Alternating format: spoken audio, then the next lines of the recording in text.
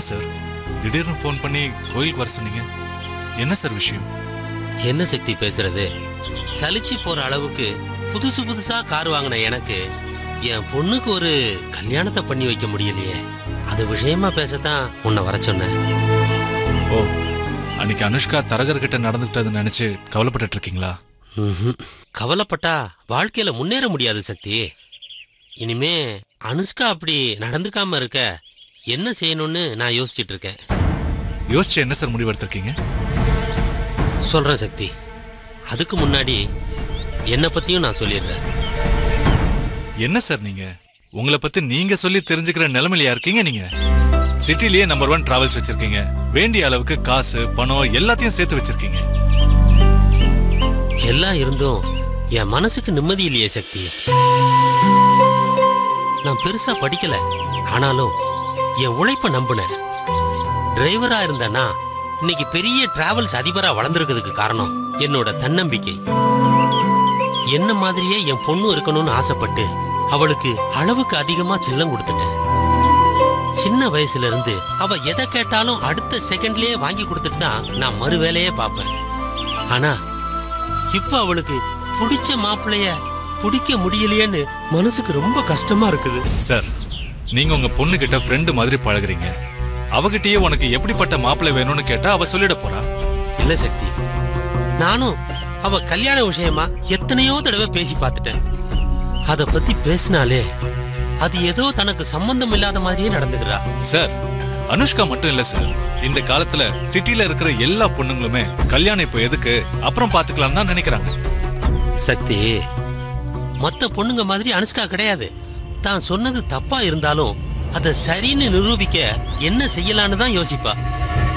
அதே மாதிரி கல்யாண விஷயத்திலையும் இருந்துருவாளோன்னு தான் பயமா இருக்குப்பா.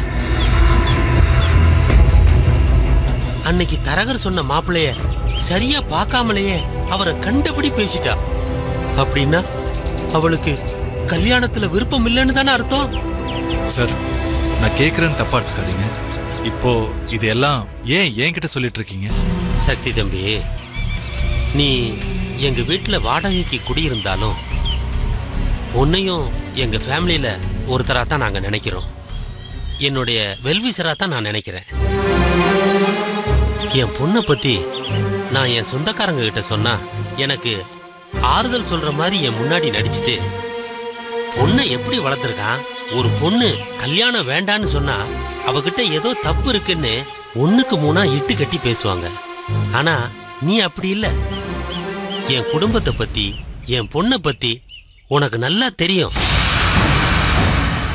நான் என் பொண்ணுகிட்ட அவ கல்யாண விஷயத்த பேசுறத விட நீங்க பேசினா நல்லா இருக்கும்னு நான் நம்புறேன்.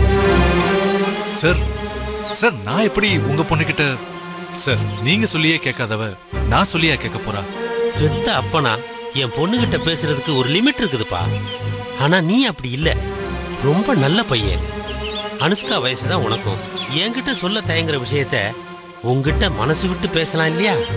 அதை விட உன் மேல அனுஷ்காவுக்கு நல்ல மதிப்பும் மரியாதையும் இருக்கு. அதனாலதான் நாங்க எங்கேயாவது வெளியில போனாலும் உன்னை நம்பி அனுஷ்காவை தனியா விட்டுட்டு போறோம். அவ்வளவு ஏன், உன்னை நம்பித்தானே அவளை உன் அண்ணன் கல்யாணத்துக்கு அனுப்பி வச்சோம்.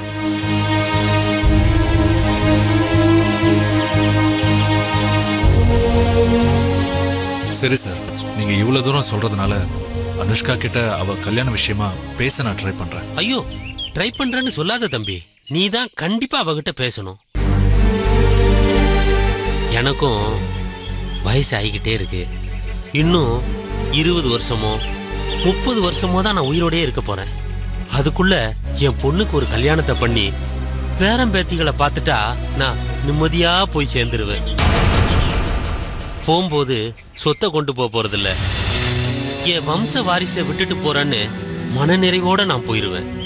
அதனால நீ என்ன செய்வியோ ஏது செய்வியோன்னு எனக்கு தெரியாது தம்பி.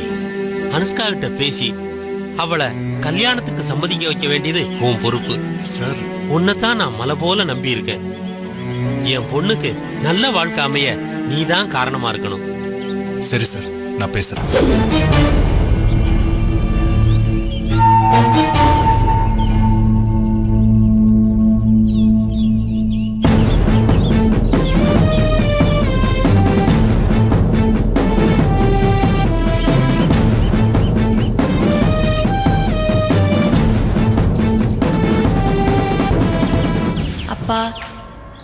நீங்கள் ஃபோன் பண்ணி கோயிலுக்கு வர சொல்லும்போதே எனக்கு தெரியும் நீங்கள் என் கல்யாண விஷயத்தை தான் பேச போகிறீங்கன்னு.